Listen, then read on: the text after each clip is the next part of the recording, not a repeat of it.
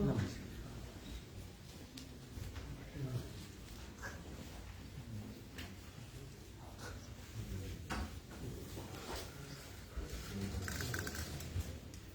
اللہ الرحمن الرحیم الحمد للہ رب العالمین والعاقبۃ للمتقین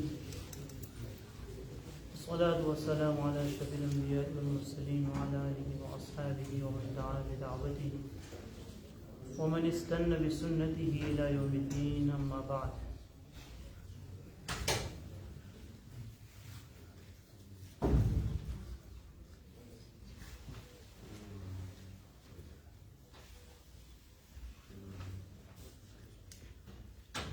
وعن ابي هريره رضي الله تعالى عنه قال قال رسول الله صلى الله عليه وسلم يا نساء المسلمات لا تحقرن جارة لجارتها ولو في شاة. حضرت ابو ہریرہ رضی اللہ تعالیٰ عنہ بیان فرماتے ہیں کہ حضرت نبی اکرم صلی اللہ علیہ وسلم نے ارشاد فرمایا، اے مسلمان عورتوں، کوئی عورت اپنی ہمسایہ پڑوسی عورت کو بکری کی کھور کا ہدیہ بھیجنے کو معمولی نہ سمجھے. پچھلے ہفتے بھی یہی حدیث پڑھی گئی اور اس کے اوپر کلام بھی ہوا تھا کہ حضرت نبی اکرم صلی اللہ علیہ وسلم عورتوں کو مخاطب فرما رہے ہیں، عورتوں کو خطاب ہو رہا ہے کہ عورتوں کی جماعت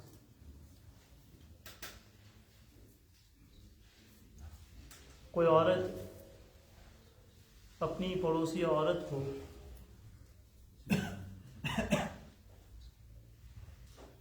بکری کا کھور، جو بالکل معمولی چیز ہوتی ہے، اس کے بھیجنے کو بھی معمولی نہ سمجھے، نہ بھیجنے والی اس کو معمولی سمجھے، نہ جس کو بھیجا جا رہا ہے وہ اس کو معمولی سمجھے، دونوں کو خطاب.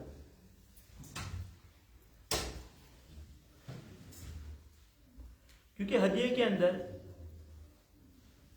کوئی چیز معمولی نہیں ہوتی ہے،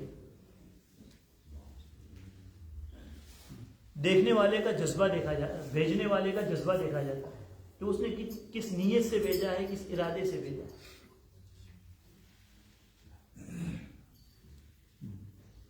اسی لیے حدیث پاک میں نبی اکرم صلی اللہ علیہ وسلم نے یہ فرمایا کہ جب تم شوربہ پکاؤ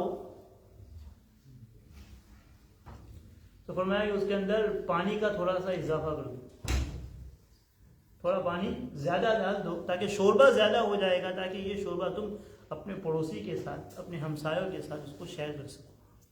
اتنی تاکید ہے.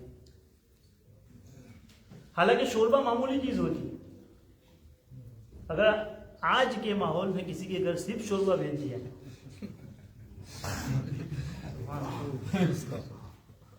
قیامت آ جائے گی کہ بھائی شوربہ یعنی کچھ ہے ہی نہیں اندر. حالانکہ نبی علیہ السلام فرماتے ہیں کہ شوربہ زیادہ کر دو تاکہ پڑوسی کے ساتھ اس کو کیا کرو، مل جل کر اس کو کھا سکو. تو ذہن بنایا جا رہا ہے کہ بھیجنے والے کا ارادہ دیکھا جائے، جو چیز بھیجی جا رہی ہے اس کی کوانٹیٹی کو نہ دیکھا جائے کہ کیا چیز بھیجی. بھائی اس نے تجھے یاد کیا کہ کیا یہ کافی نہیں ہے؟ تو یہاں اور یہ معاملہ چونکہ اکثر عورتوں کے ساتھ جڑا ہوا ہے، جب کھانا ایک گھر سے دوسرے گھر جاتا ہے تو یہ زیادہ تر کس کے پاس جاتا ہے؟ عورتوں کے پاس جاتا ہے. تو اسی لیے نبی علیہ السلام نے براہ راست عورتوں کو خطاب فرمایا کہ اے مسلمان عورتوں، ورنہ مدد تو جنرل ہوتا ہے، سب کو خطاب ہوتا ہے، لیکن یہاں اسپیسیفکلی عورت کو کہا گیا. اور دوسری بات یہ ہے، جیسا کہ میں نے پچھلے ہفتے بتایا تھا کہ عورتوں کے اندر ناشکری کا مادہ زیادہ ہوتا ہے. اور یہ میں نہیں کہہ رہا ہوں، میں نے پچھلے ہفتے حدیث حضرت نبی اکرم صلی اللہ علیہ وسلم کی سنائی تھی کہ اللہ کے حبیب فرماتے ہیں کہ میں نے اکثر عورتوں کو جہنم میں دیکھا. اور وجہ کیا بتائی کسی عورت نے نبی سے پوچھا، نبی علیہ السلام سے پوچھا کہ اللہ کے حبیب عورتیں کیوں زیادہ ہیں جہنم میں، آپ نے عورتوں کو کیوں زیادہ جہنم میں دیکھا؟ تو فرمایا کہ تم لان تان زیادہ کرتی ہو، اور تمہیں ایک لان تان کرنے کی بات میں ٹون کرنا، پرانی چیزیں، پرانی قبریں کھود کے مردے نکالنا، اور دوسری ناشکری. دوسری چیز کیا ہے؟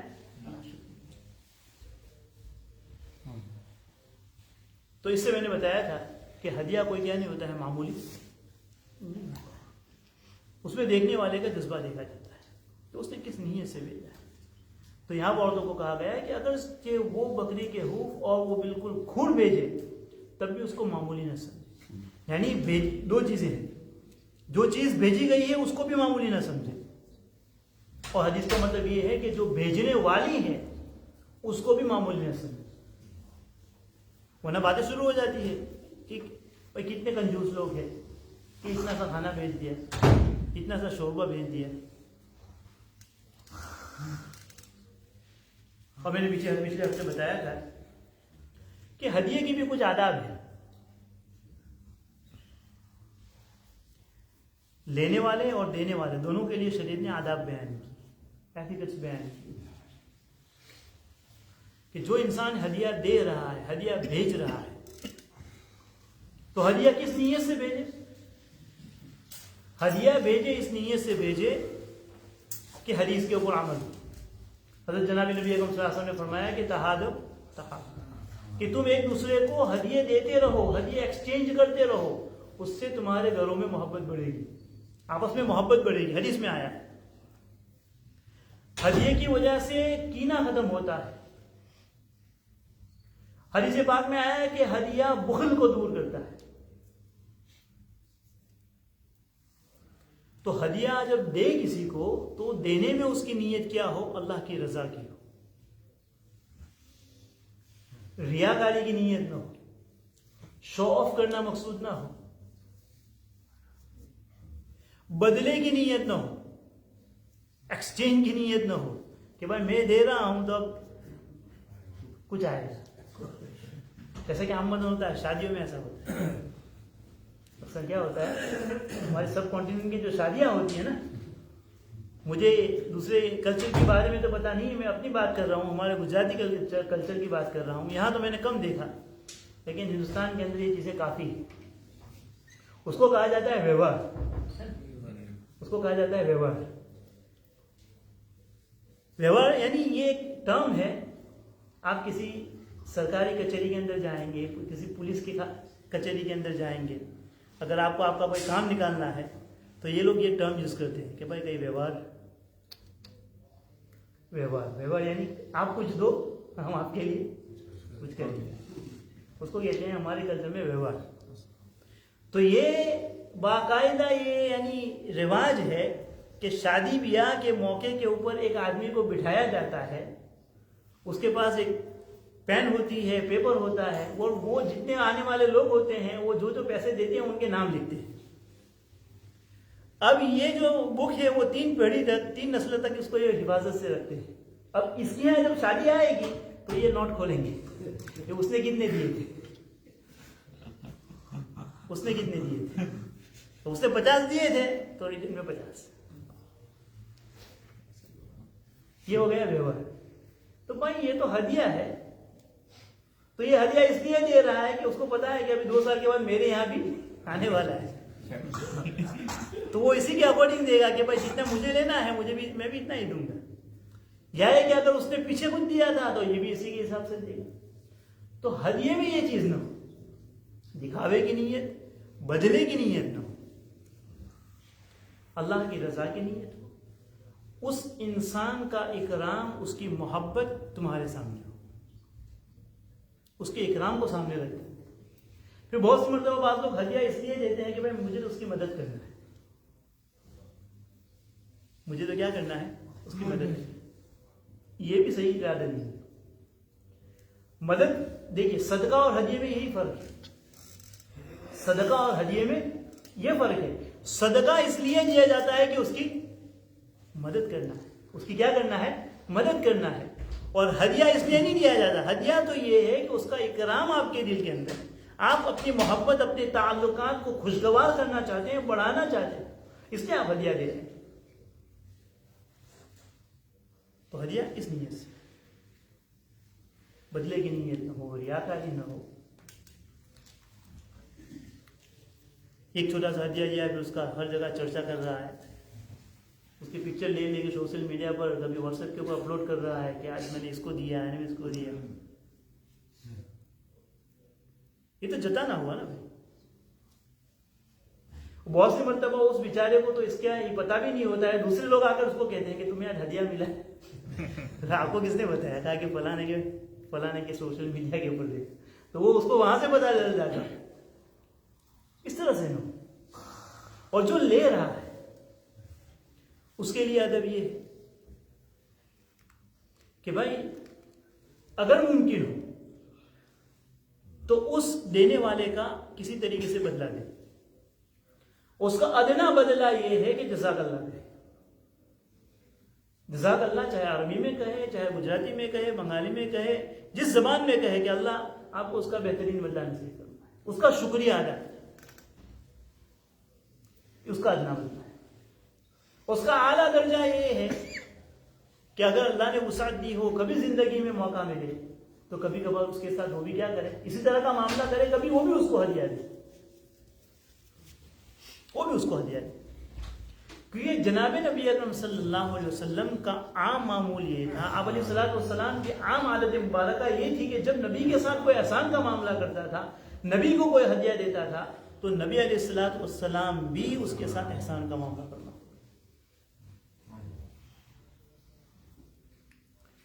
حدیث پاک کے اندر واقعہ آتا ہے، ایک صحابی ہے ظاہر ابن حرام رضی اللہ تعالیٰ عنہ، ان کا نام ہے ظاہر ابن حرام. یہ دیہات کے رہنے والے تھے، چھوٹے سے گاؤں میں رہتے تھے. اور آپ کو بتائیے کہ بھائی جو دیہات میں رہتے ہیں ان کے وہاں ماشاءاللہ وہاں سبزی وغیرہ بہت اچھی ہوتی ہے. وہاں لوگوں کے پاس کھیت ہوتے ہیں، کھلیان ہوتے ہیں، لوگ اپنی سبزیاں اپنے گھر میں اگاتے ہیں، وہی چیز اگا کر کھاتے ہیں. تو ظاہر ابن حرام رضی اللہ تعالیٰ عنہ جب کبھی اپنے گاؤں سے آتے تھے مدینہ المنورہ حضرت جناب نبی اکرم صلی اللہ علیہ وسلم کی ملاقات کے لیے، تو اپنے گھر سے سبزیاں لے کر آتے تھے. اپنے گھر سے کیا لے کر آتے تھے؟ سبزیاں لے کر، فریش سبزیاں لے کر نبی اکرم صلی اللہ علیہ وسلم کے لیے لے کر آتے تھے. اور جب کبھی ان کا جانا ہوتا تھا تو حضرت نبی اکرم صلی اللہ علیہ وسلم ان کو مدینہ کے بازار سے، مدینہ کی مارکیٹ سے کچھ چیزیں خرید کر ان کو دے دیتے، کیونکہ جو شہر کی چیزیں ہوتی ہے وہ گاؤں میں نہیں ملتی، اور گاؤں کی چیزیں ہوں وہ یہاں نہیں ملنے والی. اور پھر نبی اکرم صلی اللہ علیہ وسلم جب وہ جاتے تھے تو یہ جملہ ارشاد فرماتے تھے کہ ظاہر ہمارے دیہات ہے، ظاہر ہمارے دیہات ہے اور ہم ظاہر کے شہری ہیں. ظاہر ہمارے دیہات ہے، ہم ظاہر کے کیا ہے؟ شہری. یہ جناب نبی صلی اللہ علیہ وسلم کا عام معمول تھا کہ جب نبی کے ساتھ کوئی احسان کا معاملہ فرماتے تھے، نبی علیہ السلام احسان کا معاملہ فرماتے تھے. نبی علیہ السلام بھی تو اس کے لیے ادب یہ ہے کہ اگر تمہارے ساتھ کوئی احسان کا معاملہ کرے، اگر کوئی اخلاق سے پیش آئے، اگر تمہارے ساتھ کوئی ہدیہ وغیرہ کا معاملہ پیش آئے، تو ادنا درجہ یہ ہے کہ کم از کم جزاک اللہ کہے، اس کا شکریہ ادا کرے. دوسرا اس کا درجہ یہ ہے کہ اس کی غیر موجودگی میں اس کے لیے دعا کرے. اس کی غیر موجودگی میں اس کے لیے کیا کرے؟ دعا کرے. تیسرا، یہ سارا آداب علماء نے لکھے ہیں. ایک طریقہ یہ ہے کہ شرعی حدود میں رہتے ہوئے اس کی تعریف کرے، یعنی اس کے احسان کو اس طرح سے بیان کرے کہ واقعی یہ اس کا احسان ہے. اور چوتھا جو سب سے اعلیٰ درجہ ہے کہ کبھی موقع ملے تو وہ بھی اس کی طرف سے کیا ہے؟ اپنی طرف سے. اور اس واپسی کے ہدیے کے اندر یہ ضروری نہیں ہے کہ اس نے جس قیمت کا ہدیہ دیا ہے تم بھی اسی قیمت کا، چاہے معمولی چیز ہی کیوں نہ ہو. یہ جو معمولی چیز آپ ریٹرن کے اندر دے رہے ہیں وہ صرف ریکگنائزیشن کے لیے ہے کہ بھائی آپ نے جو احسان کا معاملہ کیا تھا یہ میری طرف سے ہے. تو نبی علیہ السلام کا عام معمول یہ تھا کہ آپ اپنے ہدیے کا بدلہ کیا کرتے تھے؟ اس پر علماء نے ایک عجیب بات لکھی ہے. جب نبی علیہ السلام کا معاملہ، چونکہ جمعہ کے حوالے سے بات آ گئی ہے تو بتا دیتا ہوں کہ نبی علیہ السلام کے ساتھ جب کوئی احسان کا معاملہ کرتا تھا، کوئی ہدیے کا معاملہ کرتا تھا، تو نبی علیہ السلام اس کا بدلہ چکاتے تھے. اسی لیے محدثین نے، علماء نے لکھا ہے کہ جمعہ کے دن جو ہم درود پاک حضرت نبی اکرم صلی اللہ علیہ وسلم کے اوپر پڑھتے ہیں، درود پاک جو نبی کے اوپر پڑھتے ہیں، تو یہ درود یہ امت کی طرف سے ہدیہ ہے. کس کے لیے؟ جناب نبی اکرم صلی اللہ علیہ وسلم. جب نبی کا زندگی بھر کا معمول یہ تھا کہ نبی کے ساتھ اگر کوئی ہدیہ، کوئی احسان کرتا تھا، نبی اس کا بدلہ چکاتے تھے، تو نبی اپنی قبر کے اندر حیات ہے. یہ ہمارا عقیدہ ہے کہ نبی اپنی قبر کے اندر حیات ہے. تو ہم اب بھی یہی گمان رکھتے ہیں کہ موت کے بعد بھی اگر نبی کے ساتھ کوئی احسان کا معاملہ کرے گا، کوئی ہدیہ نبی کے لیے بھیجے گا، تو نبی اس کا بدلہ، نبی کا بدلہ کیا ہوگا کہ نبی کی طرف سے نبی کی توجہات تم کو ملے گی. نبی علیہ السلام اللہ کی بارگاہ میں تمہارے لیے مغفرت کی دعا کریں گے. تو کتنی فضیلت کی بات ہے کہ ہم جمعہ کے دن ہماتن متوجہ رہے اور کثرت سے درود پاک پڑھتے رہے جناب نبی اکرم صلی اللہ علیہ وسلم. تو حدیث کے مطابق فرشتہ لے کر تمہارے نام کے ساتھ پہنچائے گا. اور ایک انسان کی ہدیہ، بھائی ایک انسان ہے، بار بار آپ نے اس کو دیکھا نہیں ہے، آپ نے اس کو دیکھا نہیں ہے، اب بار بار وہ پوسٹ کے ذریعے یا کسی تیسرے آدمی کے ذریعے آپ کے اوپر لفافے بھجواتا ہے، کوئی پوسٹ کارڈ بھجواتا ہے، یا کوئی بھی چیز بھجواتا ہے. وہ خود آپ کو کبھی ان سے ملے نہیں ہیں، لیکن آپ اس کے نام سے معروف ہیں، آپ اس کے نام سے معروف ہے کہ اس کے ہدیے مجھے ملتے رہتے ہیں، اس کے پیغام مجھے ملتے رہتے ہیں. جب ہمارے درود نبی کے پاس کثرت سے پہنچتے رہیں گے، اور حدیث پاک کے مطابق حدیث میں آیا کہ تمہارے نام کے ساتھ، صرف تمہارا نام نہیں، تمہارے باپ کے نام کے ساتھ، رینڈم پرسن نہیں، یعنی کتنی سعادت کی بات ہے کہ تمہاری نیکی کی وجہ سے تمہارے والد کا نام بھی کس کے پاس لیا جا رہا ہے؟ نبی اکرم صلی اللہ علیہ وسلم. تو جب یہ نام ہر جمعہ کو لیا جائے گا، ہر جمعرات کو لیا جائے گا، ایک نام بار بار لیا جائے گا، تو کل قیامت کے دن جب نبی کی شفاعت کی ہم کو ضرورت ہوگی، حوض کوثر پر ہمارا نام پکارا جائے گا، تو بھائی نبی کو یہ نام جانا پہچانا معلوم ہوگا نا کہ بھائی اس آدمی کی یہ نام تو سنا ہوا لگ رہا ہے، اس آدمی کا نام تو بار بار میرے سامنے لیا گیا ہے، اس کی طرف سے مجھے کافی چیزیں ہدیے ملے. تو نبی بھی اس کے احسان کا بدلہ تو کثرت سے کیا بڑھتے رہنا چاہیے بھائی. تو اس حدیث کے اندر فرمایا کہ کوئی عورت بھیجنے والی عورت کو بھی حقیر نہ سمجھے کہ اس نے ایک معمولی سا کھول بھیجا ہے، اور جو چیز بھیجی گئی ہے اس کو بھی کیا نہ سمجھے بھائی، معمولی نہ سمجھے. اب بہت سی مرتبہ کیا ہوتا ہے کہ کسی انسان کی طرف سے انسان کو ہدیہ ملتا ہے، مثلاً یہ کرو کہ کوئی آدمی ہے، اس کی کمائی حرام کی ہے، کیا اس سے ہدیہ لے سکتے ہیں؟ کسی انسان کی کمائی حرام کی ہے تو کیا اس سے آپ لے سکتے ہیں؟ آپ کو پتا ہے کہ بھائی حرام کی کمائی ہے اس کے پاس. تو اگر وہ انسان اگرچہ اس کی کمائی حرام کی ہے، لیکن وہ کسی کے پاس پیسے بورو کر کے اس حلال پیسے سے اگر کوئی ہدیہ خرید کر دے تو لے سکتے. حرام پیسے سے نہیں، اگرچہ اس کی کمائی حرام کی ہے، لیکن اس نے کسی کے پاس پیسے لیے حلال کے خریدنے کے لیے، اس نے آپ کو دیا، تو اس کی کیا نہیں ہے، اس کو لے سکتے ہیں، کوئی حرج کی بات نہیں ہے. اور اگر مال حرام سے دے تو لینا جائز نہیں، لے لیا تو استعمال کرنا جائز نہیں. اگر کسی انسان کی کمائی ہے، حلال بھی ہے حرام بھی ہے، ایک انسان کے پاس کمائی ہے دونوں طرح کی، حلال بھی ہے حرام بھی ہے، اس میں بھی وہی مسئلہ، حرام سے دے تو جائز نہیں، حلال سے دے تو جائز، لیکن مخلوط ہے. ایک تو ہے کہ حلال کی بھی ہے لیکن دونوں الگ الگ رکھتا ہے، اور ایک ہے کہ الگ بھی نہیں ہے، دونوں ملی ہوئی ہے، اس کی کمائی دونوں طرح کی ہے، حلال بھی ہے حرام بھی ہے اس کے پاس. تو کیا ایسے آدمی سے بدلہ، کیسے ایسے آدمی سے ہدیہ لینا جائز ہے؟ نہیں ہے. تو اگر اس کی اکثر کمائی حلال کی یا اکثر کمائی حرام کی، یہ دیکھا جائے گا کہ میجورٹی کیا ہے. اگر اس کی اکثر کمائی حرام کی ہے، مثلا 75-25، ہدیہ لینا جائز ہے لیکن احتیاط افضل ہے. لینا جائز ہے لیکن احتیاط پھر بھی افضل ہے، کیونکہ اس میں شبہ آ جاتا ہے. اور اگر اکثر کمائی اس کی حلال کی ہے 75-25 اگین اپوزٹ، تو اس کو لے سکتے ہیں، اس کو کیا کر سکتے ہیں. اور بہت سی مرتبہ پہ ایسا بھی ہوتا ہے کہ بازو میں جس حدیث کی مناسبت سے بات آ گئی کہ پڑوسی کی طرف سے کوئی کھانا آتا ہے تو بہت سی مرتبہ بازو میں کوئی غیر مسلم میں دیتا ہے، ان کی طرف سے کھانا وغیرہ آ جاتا ہے بہت سی مرتبہ، کیا اس کو کھا سکتے ہیں؟ تو اگر غالب گمان یہ ہو کہ اس کے اندر اس نے کوئی حرام چیز ملائی نہیں ہوگی، کیونکہ بہت سارے لوگ وائن سے بھی کیا بناتے ہیں، کھانا بناتے ہیں، پھر راستے میں چلتے چلتے ایسا نہ ہو کہ پھر وہ چکر آنے لگے کہ بھائی آج تو نہاری کھائی ہے اور پتہ نہیں یہ کون سی نہاری، دو راستے اس کو نظر آنے لگے، پھر اور کہا گیا تو 2 امام صاحب کھڑے تھے کہ ایسا نہ ہو.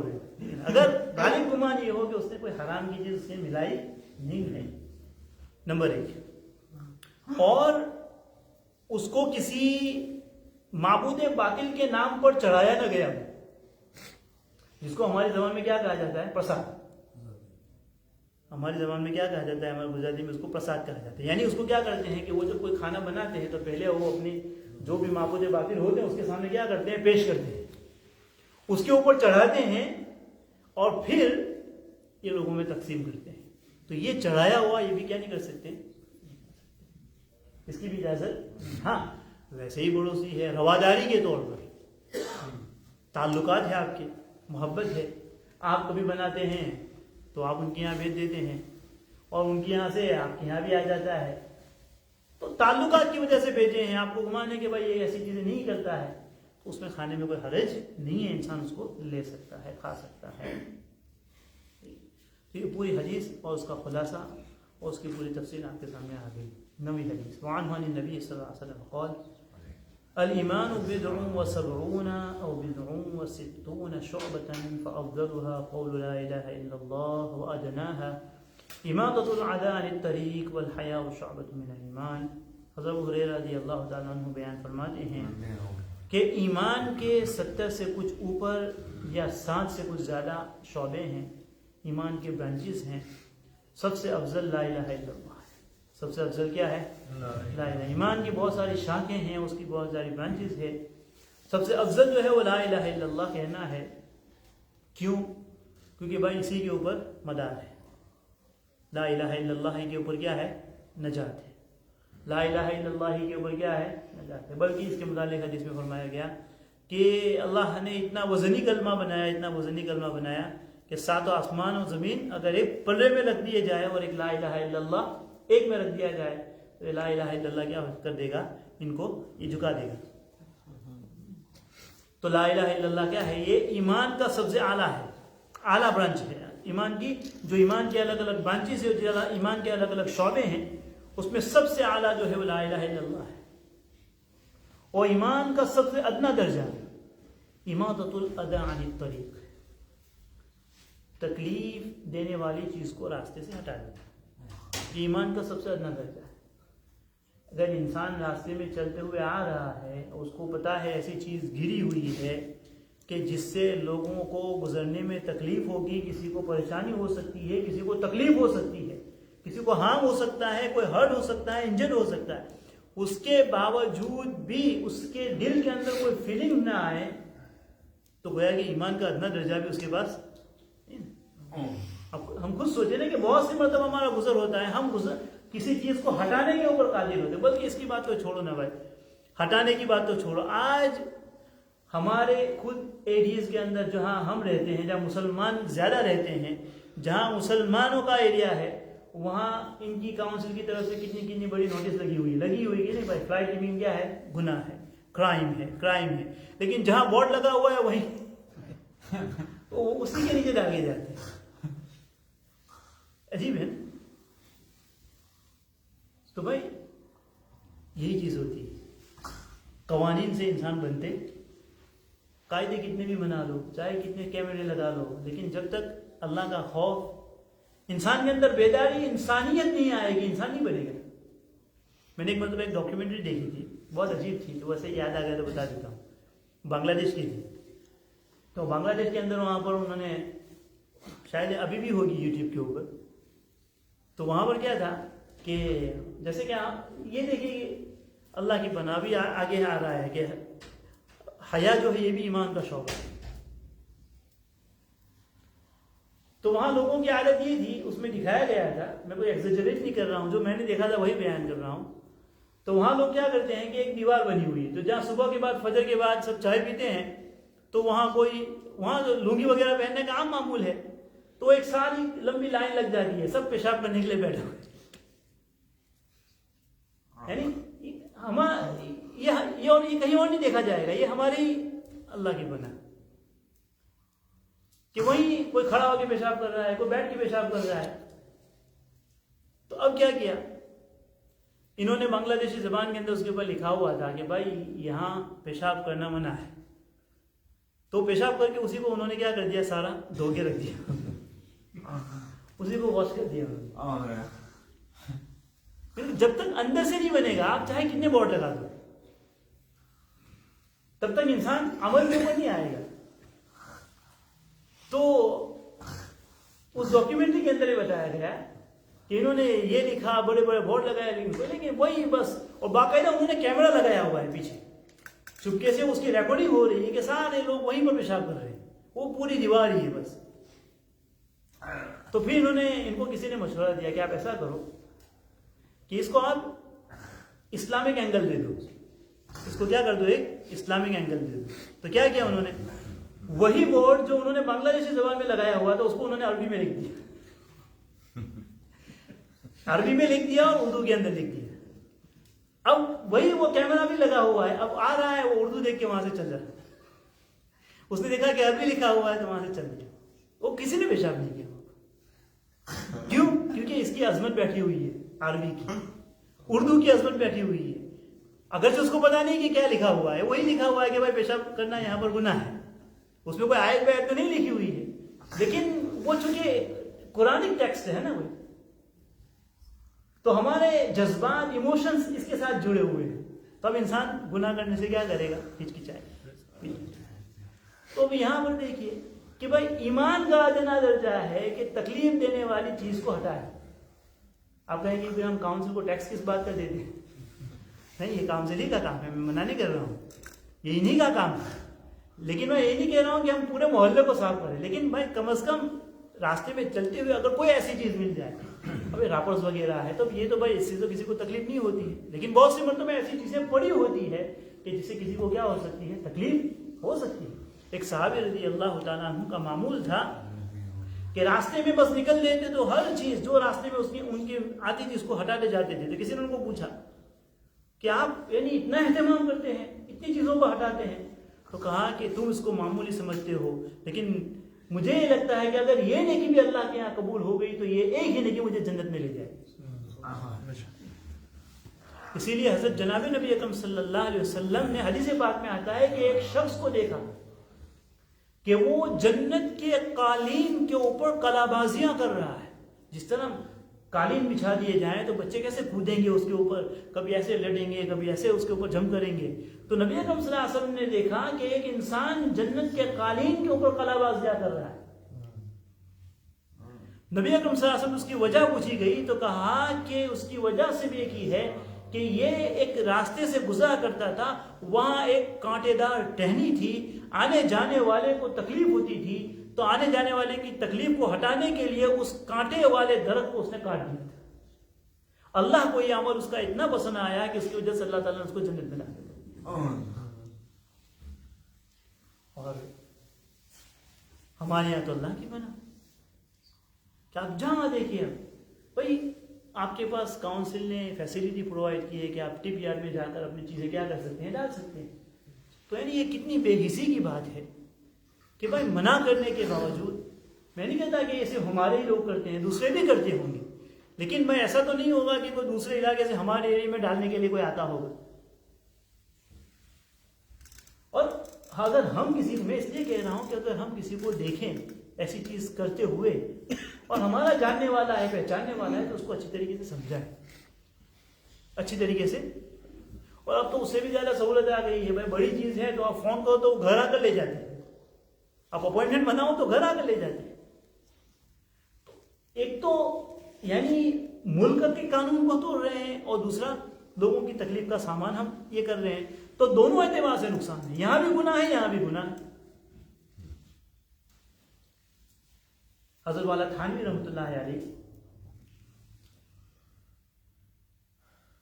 کہ خانقاہ کے اندر, جنہوں نے حضرت والا کی مسجد کو دیکھا ہے کہ جہاں حضرت کی خانقاہ چلتی تھی, مسجد تو چھوٹی تھی, تو صحن تھا وہ بڑا تھا, اور صحن کا بھی جو کافی حصہ تھا وہ حوض کے اندر آ جاتا تھا, حوض بنا ہوا تھا. تو جب خانقاہ میں جب لوگ آتے تھے تو وہ جگہ تنگ پڑتی تھی, تو انہوں نے حوض کو بند کر دیا, پھر صحن کو بڑا کر دیا تھا. تو وہاں پر چونکہ جگہ تنگ پڑ جاتی تھی, تو مسجد کے صحن کے اندر پھر وہ جو حوض بنا ہوا ہے, اس حوض کے اوپر چھت بنی ہوئی تھی پانی کو ٹھنڈا کرنے کے لیے اوپر, تو نیچے اوپر چھت, وہاں پر وہ چارپائیاں وغیرہ بچھائی جاتی تھی. لیکن حضرت والا تھانوی رحمۃ اللہ علیہ کا یہ معمول تھا, اور خادمین کو خادمین کو یہ کہا گیا تھا کہ جیسے ہی فجر کی اذان ہو, صحن کے اندر ایک بھی چارپائی باقی نہیں رہنی چاہیے. بہت ہی سختی کے ساتھ منع کیا تھا حضرت نے. اور اگر پتہ چلتا تھا کہ کتنی چارپائی باقی ہیں تو حضرت بہت ڈانٹے. حضرت کے یہاں تو بڑے اصول چلتے تھے. حضرت فرماتے ہیں کہ بھائی لوگ یہاں پر کیا بننے آتے ہیں کہ بھائی کو ولی بننے آتا ہے, یہاں تو انسانیت سکھائی جاتی ہے. حضرت فرماتے تھے یہاں پر کیا انسان کو انسان بنایا جاتا ہے. ایک صاحب تھے, خانقاہ میں نئے نئے آئے تھے, تو جیسے ہی فجر کی اذان ہوئی تو خادمین چلنا ہو گیا, بھائی اٹھو اٹھو اٹھو, سب کو اٹھائے. تو کہ اذان اور جماعت کے درمیان کافی وقت رہتا ہے, تو کہا کہ یار پون گھنٹے پہلے اٹھا دیا, تو ان کے آپس میں کیا ہو گئی. کہا نہیں, حضرت کی طرف سے یہ سختی کے ساتھ منع کیا گیا ہے کہ اذان کے ساتھ پورا صحن خالی ہونا چاہیے, کیونکہ لوگ مسجد میں آتے ہیں, کہیں ایسا نہ ہو کہ اندھیرے کی وجہ سے کسی کو ٹھوکر لگ جائے, کوئی گر جائے. تو وہ ایک صاحب جو تھے نئے نئے آئے تھے, ان کے وہ جو خادم کے ساتھ تھوڑی سی آرگیومنٹ ہو گئی, انہوں نے ان کو اٹھایا, ان کو پسند نہیں آیا, تو وہ چلے گئے. وہ چلے گئے, وہ کسی اور جگہ کے اوپر گئے, کسی مسجد کے اندر دوسری جگہ کے اوپر خانقاہ میں. تو وہاں بھی یہی معمول تھا کہ لوگ چارپائی رکھ کر سوتے تھے, اور فجر میں وہ خود اس چارپائی سے ٹکرا کر گر گئے, اور ان کا سر پھٹ گیا, ان کی آنکھ بچ گئی. تب ان کو یہ احساس ہوا کہ حضرت والا رحمۃ اللہ علیہ کی جو نصیحت تھی, حضرت والا کا جو معمول تھا, یہ صحیح تھا. تو صرف راستوں کی بابت نہیں ہے, بلکہ ہر وہ چیز, راستے سے مثلا پارکنگ کو لے لیجیے, گاڑی چلانے کے. بلکہ ایک بات اور یاد آ گئی, مفتی محمد حسن جو لاہور جامعہ اشرفیہ کے بانی ہیں, لاہور جامعہ اشرفیہ کے بانی ہیں مفتی محمد حسن صاحب, ان کے خادم تھے بٹ صاحب. تو ان کا معمول یہ تھا کہ حضرت کو گھر سے لانا, لے جانا, مسجد لانا, مدرسے لانا, آفس کے اوپر درسگاہ کے اوپر چھوڑنا. تو یہ بٹ صاحب ایک مرتبہ سنانے لگے کہ مجھے حضرت مفتی صاحب نے ایک مرتبہ یہ سوال کر لیا کہ بٹ صاحب تمہیں گاڑی چلانا آتا ہے؟ استاد تمہیں گاڑی چلانا آتا ہے؟ تو کہا کہ اب مجھے بڑی پریشانی ہوئی کہ روزانہ تو میں ہی لاتا ہوں حضرت کو, اور میں ہی ڈراپ کرتا ہوں, اور سالوں سے ڈراپ کر رہا ہوں, تو سالوں سے لا رہا ہوں, اور مجھے یہ سوال کیا جا رہا ہے کہ تمہیں گاڑی چلانا آتا ہے. تو کہا کہ میں کچھ دیر خاموش رہا, مجھے بند نہیں پڑ رہی تھی کہ میں کیا جواب دوں, کوئی جواب نہیں بند پڑ رہا تھا. تو پھر میں نے ہچکچاتے ہوئے کہا کہ حضرت کچھ آتا ہے, حضرت کچھ آتا ہے. کہا کہ حضرت آپ بھی بتا دیجیے کہ گاڑی کیسے چلائی جاتی ہے. تو کہا کہ گاڑی اس طرح سے چلاؤ کہ تمہاری ڈرائیونگ سے نہ کسی انسان کو تکلیف ہو, نہ کسی گزرنے والے کو تکلیف ہو, نہ کسی جانور کو تکلیف ہو. اگر تم اس طریقے سے ڈرائیونگ کرتے ہو تو اس کا مطلب ہے کہ تم سچے ڈرائیور ہو. یہ اللہ والوں کی نظر. ورنہ اگر تمہاری ڈرائیونگ سے, جیسے کہ اللہ کی پناہ آج کل وہ بڑے بڑے سائلنسرز ہوتے ہیں اور وہ ایسے ایگزاسٹ ہوتے ہیں کہ بیچارے بچوں کو بھی کیا نیند کے اندر سے اٹھا دیتے ہیں. یہ بھی تکلیف پہنچانا ہے نا. رات کے اندر 11 بجے, صبح جلدی, روڈ کے اوپر سے تیز گاڑیاں لے کر گزر رہے ہیں, ریسنگ کی جا رہی ہے, اگر یہ چیزیں اس لیے کہ اگر ہمارے پہچان والے ہو، ہمارے بچے ہو، ہماری فیملی کے بچے ہو، تو ایک تو دو چیزیں بھائی، فضول خرچی. ایک تو کیا ہے؟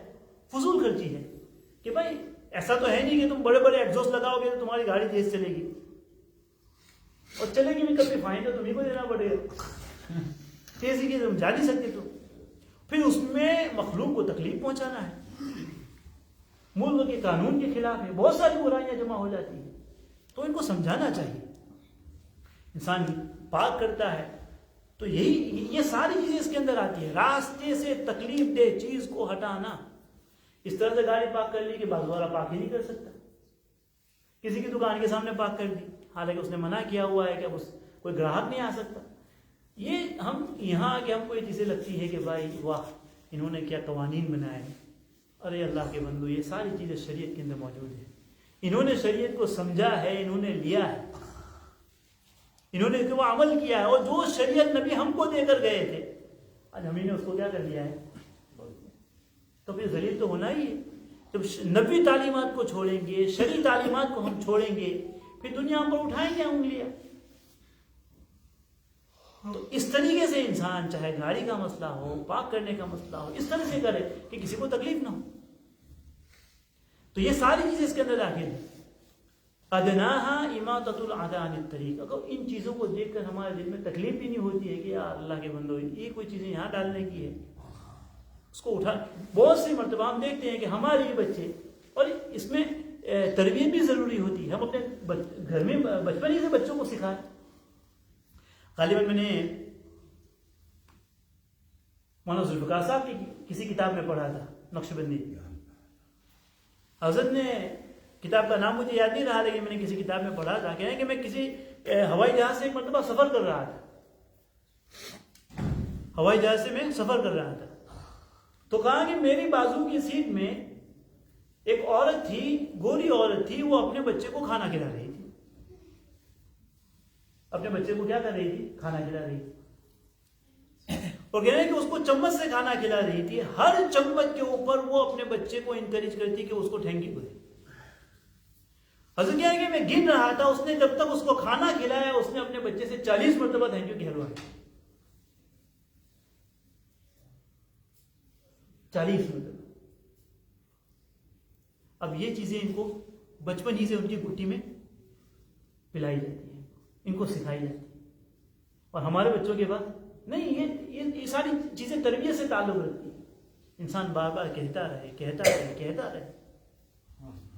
اور یہ تو حدیث کے اندر آیا ہے کہ جو لوگوں کا شکریہ ادا نہیں کرتا وہ اللہ کا شکر ادا نہیں کر سکتا. تو شکر گزاری تو ہمیں نبی نے سکھائی ہے. ہم یعنی ایسا نہیں کہ ہمیں اس سے اثر لینا ہے، یعنی میں اس کو شریعت اعتبار سے یہ کہہ رہا ہوں کہ یہ تو نبی کی تعلیم ہے. تو اماطۃ الاذى عن الطریق یہ کیا ہے بھائی؟ ادنیٰ ذلک والحیاء شعبۃ من الایمان. اور حیا یہ ایمان کا شعبہ ہے.